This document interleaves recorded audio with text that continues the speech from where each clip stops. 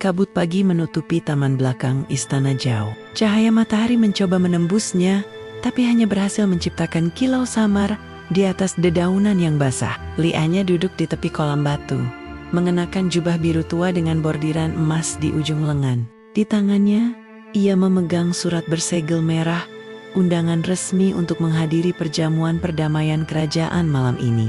Perjamuan perdamaian?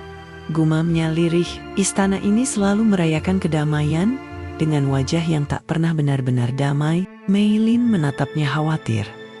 Nyonya, mungkin lebih baik Anda tidak hadir. Pangeran Zhao juga akan ada di sana. Justru karena itu, aku harus datang. Orang yang berhutang masa lalu tak seharusnya bersembunyi di balik masa depan. Ia bangkit berdiri, menyelipkan surat itu ke dalam lengan bajunya. Langkahnya pelan tapi pasti, seperti seseorang yang tahu arah takdirnya meski penuh duri.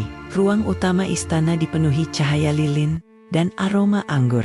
Musik petikan Guqin terdengar lembut, menyelimuti percakapan politik dan tawa palsu para pejabat. Zhao Tian duduk di kursi kehormatan, mengenakan jubah putih berlapis perak. Di sisi lain, Anya masuk dengan gaun ungu gelap. Rambutnya disanggul tinggi, dihiasi bunga pelam perak di sisi kanan. Semua kepala menoleh, hening, seolah waktu berhenti sejenak ketika mata mereka bertemu.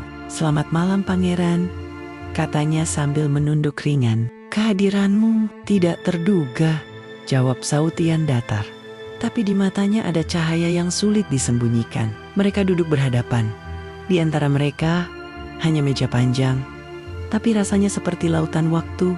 Saat musik berhenti, Zhao Tian berkata pelan, "5 tahun lalu, aku membiarkanmu pergi. Hari ini, kau kembali tanpa izin siapapun. Aku tidak tahu harus memujimu atau takut padamu." "Takutlah pada waktu, bukan padaku," jawab Anya lembut. "Karena waktu mengajariku bagaimana tersenyum, bahkan di hadapan orang yang dulu memerintah eksekusiku."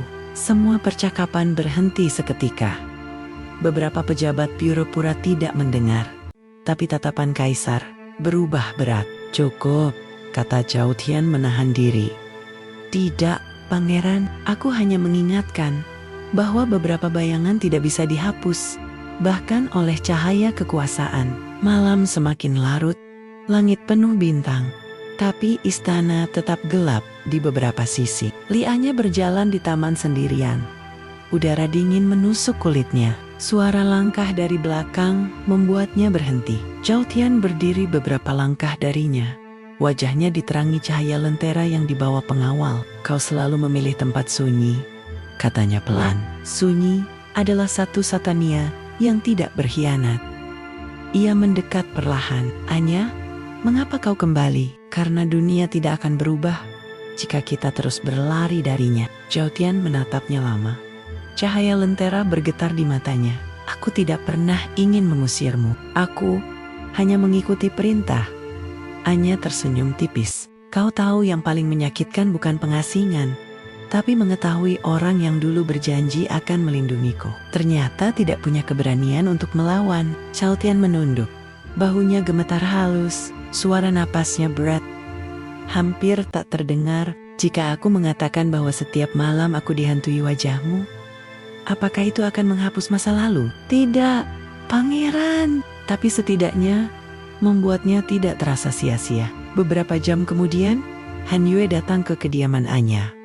Raut wajahnya tegang. "Aku dengar kau menghadapi pangeran secara langsung di perjamuan." "Kau dengar benar. Kau seharusnya berhati-hati. Ada mata di setiap dinding." Anya menatapnya. Suaranya tenang tapi tajam. "Aku sudah mati 1 kali, Tuan Han. Mereka tak bisa menakuti orang yang sudah dikubur oleh takdir." Han Yue menarik napas dalam. "Kalau begitu, biarkan aku yang menakuti mereka untukmu." Ia menatapnya dengan kesungguhan yang membuat Anya sedikit terpaku. Ada sesuatu dalam tatapan Han Yue. Bukan hanya perlindungan, tapi juga rasa bersalah yang tersembunyi. "Tuan Han ya, kadang aku merasa tatapanmu sama beratnya dengan tatapan pangeran. Tapi bedanya, tatapanmu membuatku ingin percaya lagi. Walau aku tahu mungkin itu juga salah." Han Yue tidak menjawab. Ia menunduk, lalu berjalan keluar tanpa menoleh. Dan Anya tahu, setiap orang yang menyayanginya di istana ini membawa luka sendiri yang belum selesai. Malam semakin gelap, Lianya berdiri di balkon, memandangi bintang yang tertutup awan. Tangan kirinya menggenggam jepit giok pemberian Han Yue, tangan kanannya menyentuh dada, di tempat luka lama masih berdenyut. Xiao Tian, Han, Yu. Dua nama, dua tatapan, dua beban, satu masa lalu yang belum padam, dan satu masa depan yang mungkin takkan datang. Angin malam berhembus pelan, meniup tirai sutra, dan memadamkan lentera terakhir. Di balik tatapan dingin, terkadang ada api. Tapi, aku tak tahu, apakah api itu cinta, atau hanya penyesalan yang belum selesai terbakar?